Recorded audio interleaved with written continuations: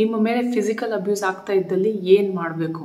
ಮೊದಲನೇದಾಗಿ ನಾಚಿಕೆ ಪಟ್ಕೊಳ್ಳೋ ಅವಶ್ಯಕತೆ ಇಲ್ಲ.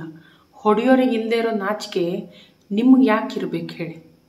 ಸೊ ಹಾಗಾಗಿ ದಯವಿಟ್ಟು ಸಂಕೋಚ ಪಟ್ಕೊಳ್ದೇನೆ ಇದನ್ನು ಯಾರ ಹತ್ರ ಆದರೂ ಶೇರ್ ಮಾಡಿ. ಎರಡನೇದಾಗಿ ಪೊಲೀಸ್ ಕಂಪ್ಲೇಂಟ್ ಕೊಡಿ, ಹಾಗೆಯೇ ಡಾಕ್ಟರ್ ಹತ್ರ ಹೋಗ್ಬಿಟ್ಟು ಟ್ರೀಟ್ಮೆಂಟ್ ತೊಗೊಳ್ಳಿ. ನಿಮ್ಗದು ಸಾಕ್ಷಿಗೆ ಬೇಕಾಗತ್ತೆ. ಪೊಲೀಸ್ ಹತ್ರ ಹೋಗಬೇಕಾದಾಗ ದಯವಿಟ್ಟು ಒಬ್ಬರೇ ಹೋಗಬೇಡಿ.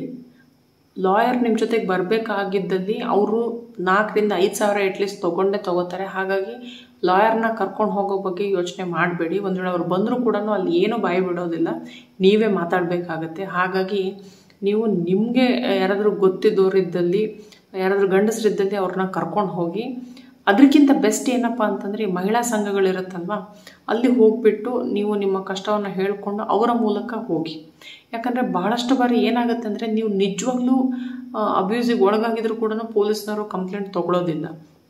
ಯಾಕಂತ ಹೇಳಿದರೆ ಭಾಳಷ್ಟು ಜನ ಸುಳ್ಳು ಕಂಪ್ಲೇಂಟ್ಸ್ ಕೊಡ್ತಾ ಇರೋದ್ರಿಂದಾಗಿ ಯಾರಿಗೆ ನಿಜವಾಗ್ಲೂ ಅನ್ಯಾಯ ಆಗ್ತಿದೆ ಅವ್ರನ್ನೂ ಕೂಡ ಈಗ ನಮ್ಮದೇ ಇರೋ ಸ್ಥಿತಿಗೆ ಬಂದಿದೆ. ಹಾಗಾಗಿ ಅವ್ರ ಮೂಲಕ ಹೋಗಿ.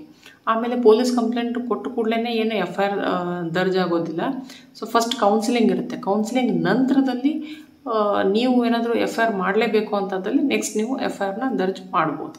ಪೊಲೀಸ್ ಕಂಪ್ಲೇಂಟ್ ಕೊಡೋ ಬಗ್ಗೆ ಎಲ್ಲ ಹೆಣ್ಮಕ್ಳಿಗಿರೋ ಭಯ ಏನಪ್ಪ ಅಂತಂದರೆ ಪೊಲೀಸ್ ಕಂಪ್ಲೇಂಟ್ ಕೊಟ್ಟು ಕೂಡಲೇ ಅವ್ರ ಕೆಲಸ ಹೋಗಿಬಿಡುತ್ತೆ, ಬದ್ನಾಮ್ ಆಗಿಬಿಡ್ತೀವಿ, ಸಂಬಂಧ ಮುರಿದೋಗ್ಬಿಡುತ್ತೆ ಅಂತ ಅನ್ಕೋತಾರೆ. ಖಂಡಿತವಾಗ್ಲೂ ಆ ಥರ ಆಗೋದಿಲ್ಲ. ಇನ್ಫ್ಯಾಕ್ಟ್ ನಿಮ್ಗೊಂದು ಪ್ರೊಟೆಕ್ಷನ್ ಸಿಗುತ್ತೆ.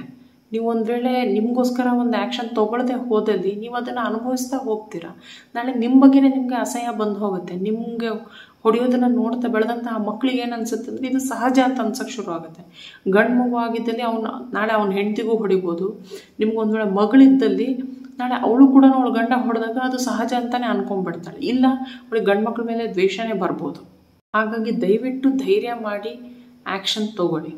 ಆಮೇಲೆ ಯಾರಿಗೂ ಕೂಡ ಕಂಪ್ಲೇಂಟ್ ಮಾಡಿದ ಕೂಡಲೇ ಅವರಿಗೆ ಜೈಲಿಗೆ ಹಾಕೋದಿಲ್ಲ, ಅವ್ರದ್ದು ಕೆಲಸ ತೆಗಿಯೋದಿಲ್ಲ, ಆಯಿತಾ? ಫಸ್ಟ್ ಆಫ್ ಆಲ್ ಪೊಲೀಸ್ನವರು ಕಂಪ್ಲೇಂಟೇ ತೊಗೊಳೋದಿಲ್ಲ. ಒಂದು ವೇಳೆ ತೊಗೊಳ್ಬೇಕು ಅಂತ ಅವ್ರು ಅಂದ್ಕೊಂಡ್ರು ಕೂಡ ಫಸ್ಟ್ ನಿಮ್ಮಿಬ್ಬರ ಹತ್ರನೂ ಮಾತಾಡಿ ಆ ನಂತರದಲ್ಲಿ ನಿಜವಾಗ್ಲೂ ಅದು ಸೀರಿಯಸ್ ಇದ್ದರೆ ಮಾತ್ರ ಅವರು FIR ರಿಜಿಸ್ಟರ್ ಮಾಡ್ತಾರೆ. ಇಲ್ಲ ಅಂತಂದರೆ ಒಂದು ಸಲ ವಾರ್ನಿಂಗ್ ಕೊಟ್ಬಿಟ್ಟು ಕಳಿಸ್ತಾರೆ. ಹಾಗಾಗಿ ದಯವಿಟ್ಟು ಅವ್ರದ್ದು ಕೆಲಸ ಹೋಗುತ್ತೆ, ನನ್ನ ಸಂಬಂಧ ಹಾಳಾಗುತ್ತೆ ಅನ್ನೋ ಒಂದು ಭಯದಲ್ಲಿ ಹೆಲ್ಪ್ ತೊಗೊಳ್ದೇನೆ ಇರಬೇಡಿ. 99% ಅಷ್ಟು ಮನೆಗಳಲ್ಲಿ ಯಾರು ಕೂಡ ಎನ್ಕರೇಜ್ ಮಾಡೋದಿಲ್ಲ ಹೋಗಲಿಕ್ಕೆ. ಬೇಡ ಬಿಡು ಹೋಗಕ್ಕೆ ಹೋಗಬೇಡ ಅಂತ ಹೇಳ್ತಾರೆ. ಅದರಲ್ಲೂ ಹೆಣ್ಮಕ್ಳು ಹೆಚ್ಚಾಗಿ ಹೆಣ್ಮಕ್ಳ ಹತ್ರ ಶೇರ್ ಮಾಡಿದಾಗ ಅವರು ಸರಿಯಾದ ರೀತಿಯಲ್ಲಿ ಗೈಡ್ ಮಾಡ್ಲಿಕ್ಕೆ ಆಗಲಿಕ್ಕಿಲ್ಲ. ಯಾಕಂತ ಹೇಳಿದ್ರೆ ಅವರು ಕೂಡ ಅದೇ ರೀತಿಯ ಒಂದು ವಾತಾವರಣದಿಂದ ಬಂದಿರ್ತಾರೆ. ಆಮೇಲೆ ಅವರು ಸ್ವಲ್ಪ ಇಮೋಷ್ನಲಿ ಯೋಚನೆ ಮಾಡೋರಾಗಿರ್ತಾರೆ. ಹಾಗಾಗಿ ದಯವಿಟ್ಟು ನಿಮ್ಮ ಮನೆಯಲ್ಲಿರ್ತಕ್ಕಂಥ ಗಂಡಸರ ಜೊತೆಗೆ ಯಾರು ನಿಮ್ಮನ್ನು ಅರ್ಥ ಮಾಡ್ಕೊಳ್ತಾರೋ, ನಿಮ್ಮನ್ನು ನಂಬ್ತಾರೋ ಅಂಥವ್ರ ಹತ್ರ ನಿಮ್ಮ ಪ್ರಾಬ್ಲಮ್ಸ್ನ ಶೇರ್ ಮಾಡ್ಕೊಂಡ್ಬಿಟ್ಟು ಅವರಿಂದ ನೀವು ಸಹಾಯವನ್ನು ತೆಗೆದುಕೊಳ್ಳಿ. ಆದರೆ ದಯವಿಟ್ಟು ನಾಚಿಕೆ ಪಟ್ಕೊಂಡು ಈ ವಿಷಯವನ್ನು ಮುಚ್ಚಿಡಬೇಡಿ.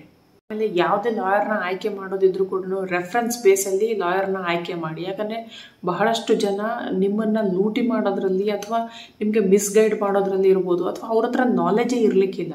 ಹಾಗಾಗಿ ನಿಮ್ಮ ಪರಿಚಯದ ಯಾರಾದರೂ ಲಾಯರ್ಸ್ ಇದ್ರು ಅಂತಂದರೆ ಅವರ ರೆಫರೆನ್ಸಲ್ಲಿನೇ ಹೋಗ್ಬಿಟ್ಟು ಲಾಯರ್ನ ಆಯ್ಕೆ ಮಾಡ್ಕೊಳ್ಳಿ. ಎಲ್ರಿಗೂ ಸಂತೋಷವಾಗಿರೋ ಹಕ್ಕಿದೆ, ನಿಮಗೂ ಕೂಡ ಇದೆ. ದಯವಿಟ್ಟು ಧೈರ್ಯ ಮಾಡಿ ಹೆಜ್ಜೆ ಇಡಿ. ದೇವರು ಖಂಡಿತ ನೋಡ್ಕೊಳ್ತಾನೆ.